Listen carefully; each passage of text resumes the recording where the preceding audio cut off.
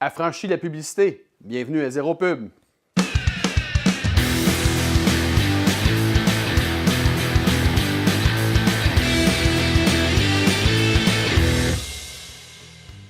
Quel est votre processus de vente? C'est la question en fait que comme vendeur, on ne veut pas entendre, surtout si ça provient d'un supérieur immédiat. Pourquoi?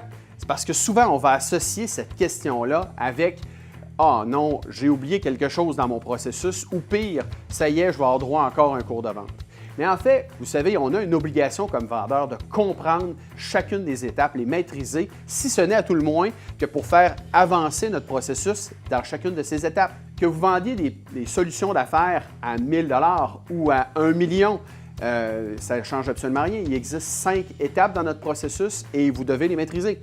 Donc, la première de ces étapes-là, la prospection, celle qui fait qu'on est en mesure de trouver les bons clients potentiels, les rechercher et surtout les contacter. La deuxième étape, celle qui nous permet de savoir si on a un client potentiel devant nous, la qualification. On doit savoir quels sont les budgets, quels sont les désirs, les besoins surtout du client et évidemment, qui sont les personnes qui seront en charge de l'achat du produit ultimement. La troisième étape, la démonstration, la présentation, c'est là où, comme vendeur, on fait la différence. C'est là où on marque l'imaginaire du client et c'est là qu'on fait rêver pour que le client désire acheter notre produit.